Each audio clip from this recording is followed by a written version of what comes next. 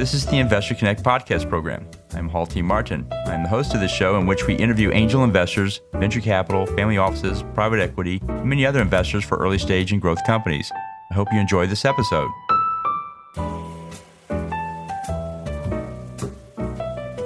Investor Connect is a 501c3 nonprofit dedicated to the education of investors and startups for fundraising. Please consider donating $100 to the program to help others in their investor and entrepreneur journey. You can find the donate button on the investorconnect.org website.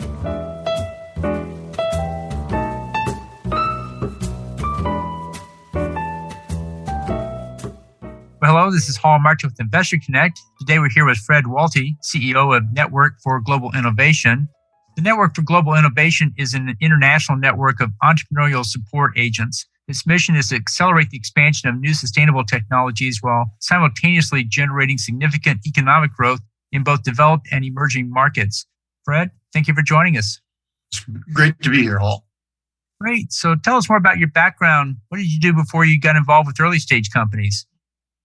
Well, I've really had three careers. The first one was as a professional motorcycle racer, believe it or not.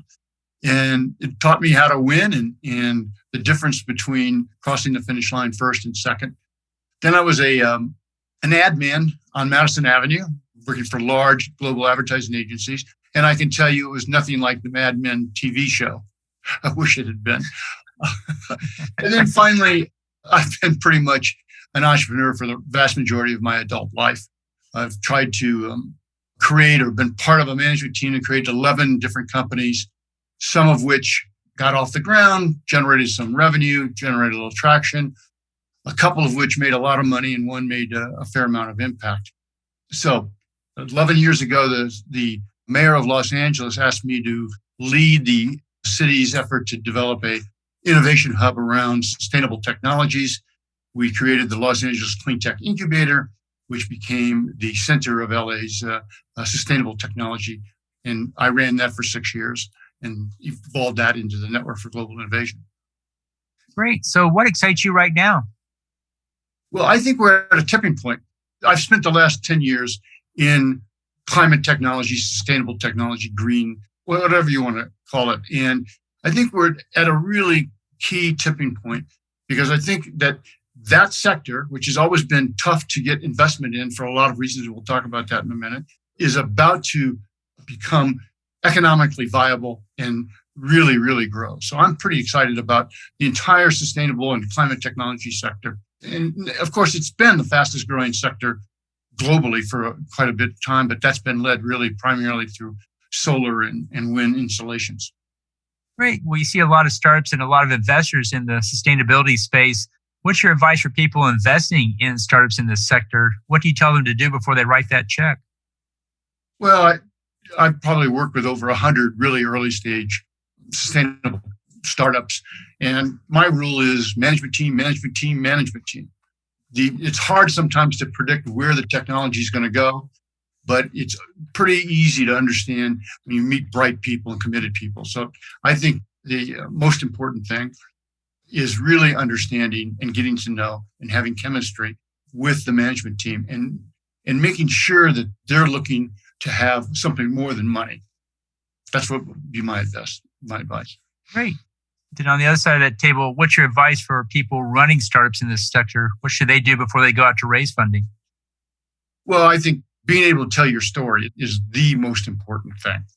Being able to tell your story in less than 10 minutes and understanding the investment environment and what it's like from an investor's perspective is critically important, obviously. I think the most important thing that startups can do is watch every penny they have. Treat it like it's never going to come again. And that's especially after they get investment. I've seen so many companies that get an investment and they kind of open up the floodgates in terms of cash flow. And that's a bad thing because cash flow, once again, in the sustainability world where it takes roughly 10 years to exit an investment versus 6 or 7 in the normal world, you're going to be going for a long time, and you got to really have that in mind. Great. Well, let's talk about the state of investing in the sustainability space. How do you see the industry evolving from here? Well, I think it's going to name a sector. battery and energy storage, transportation, the built environment, all of those are really going. It's a very different sector from where I came from. I came from the world of internet and software, where, as you know, you can make an impact like that. You at least can tell if you're going to be successful within months. Not so in the world of sustainability. That is where much of it is deep tech, hard tech, bend metal, make products, and it takes a while to build those companies. And it also takes a while to get to work with governments and utilities and tie that in. So I think that's the tough part of it. And for that reason, it's always had a hard time attracting VC investment.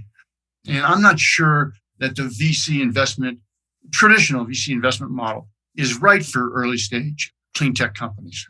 The 2 and 20 really focus and make large investments attractive for VCs. And much of the folks that I've worked with are small investments, 10, 5, 10, 15, $20 million.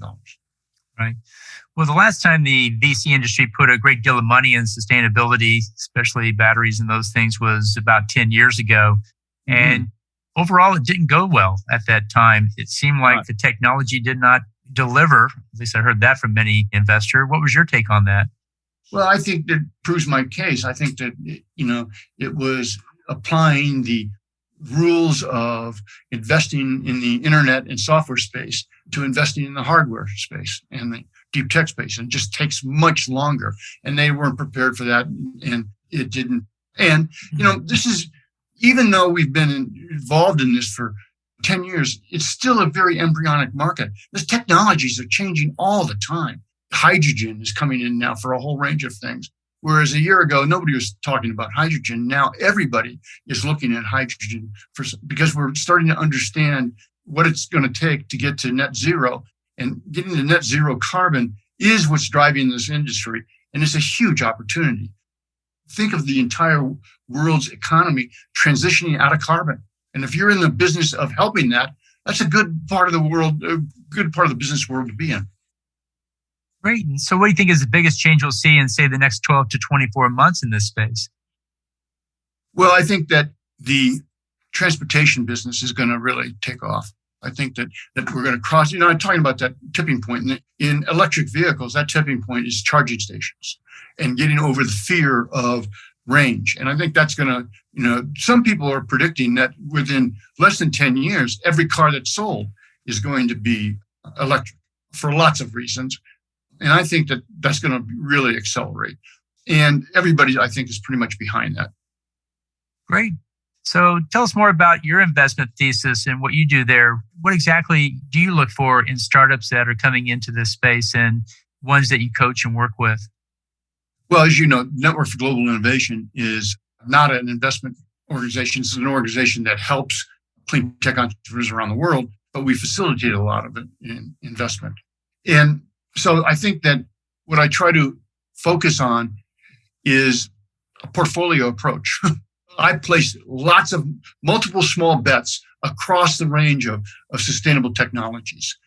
And I think that, for me, while it's not a novel approach, it's the one that balances risk in this kind of environment where there's so many interesting technologies, but ones that could emerge today and kill the one that we thought was really great a year ago. So my approach, my recommendation is to really develop a portfolio. Having said that, I think it's hard to deny that the world of energy storage, whether it's batteries or other types of storage, is really the key technology requirement to really change the game on a whole range of things. And we've seen the cost of batteries coming down by 10 or 15% every year. It's going to continue. There are all different kinds of technologies beyond lithium-ion batteries that are coming up now. So it's really pretty interesting. So you mentioned a little bit a while ago about some of the challenges a startup faces. You have to deal with physical things and real physical items, hardware and so forth, unlike software, which is a little bit less complicated. But in general, what do you think are the challenges that startups face in launching their business these days? Their challenges really haven't changed. It changes a little bit by sector. I think that the challenge for a startup is to find a real problem to solve and to be able to find a management team that understands that problem. And that's true on any sector. The difference between that in the sustainable world is there's this thing called infrastructure. Many, many products and technologies tie into utilities, government, so forth and so on. There's a great deal of technology coming out of universities. So the ecosystem to support clean tech innovation is much more complex, and it takes longer, and it takes a degree of skill to and patience to maneuver through much larger organizations. Great. Then what's the challenge for investors in this space? What do you see them struggling with? Same thing as, a long-term play. People call it impact investing, and that's just another way of saying it's going to be a longer-term play. And it's going to change, but that's really the most important thing, is to understand that it's a different ballgame. I think it's going to be a huge opportunity. I think it's going to be perhaps the biggest business on the face of the earth, but it's going to take us a little bit of time to get there. And for those who really see and understand that, there's a lot of reward to be reaped. And, Tesla is the perfect example. When that company started, nobody thought vehicles were going to be anything. Right. So you mentioned several sectors in the sustainability space, transportation, storage, et cetera. If you had to pick one or two that you think are really good opportunities for investors to pursue right now, what would you put at the top of the list? I would put energy storage at the top of the list. I'd look for companies that had really unique solutions to energy storage, either applicable to transportation or applicable to the utility business. That's what I would focus on, because that's the most important thing. Is that because the technology is moving forward, or that's just becoming the critical component that everybody must have? Yes. The technology is moving forward, and it is the most critical component. And when things are the most critical component, more people focus on that. And it's the key to so many things. So I would look for innovative approaches to energy storage. Pick your field of play, transportation, or utility, grid scale utility storage. And that's where I would look. Great. Well, in the last few minutes that we have here, what else should we cover that we haven't? Well, I think that I'm very optimistic about the future, even though it scares the heck out of me. I think the more we learn about climate change, the more we understand the fear and the destruction it can have. That's also an opportunity, isn't it? And it's great to work on something that makes an impact, that makes a difference. And the whole sustainability world, I think is the place for young people to focus on, because not only can you make money, that's important, have fun, and do good. Those three things are capable of taking place. And that's kind of the mantra for my life. And I encourage it for other folks. Great. So how best for listeners to get back in touch with you? I think email is my favorite, fred@ngin.org. That's the best way. I'll put that in the show notes. I want to thank you for joining us today and hope to have you back for a follow-up soon. I look forward to it. It's been great. It's been really interesting. Investor Connect helps investors interested in startup funding. In this podcast series, experienced investors share their experience and advice. You can learn more at investorconnect.org. Walti Martin is the director of Investor Connect, which is a 501c3 nonprofit dedicated to the education of investors for early-stage funding. All opinions expressed by Hall and podcast guests are solely their own opinions and do not reflect the opinion of Investor Connect. This podcast is for informational purposes only and should not be relied upon as a basis for investment decisions.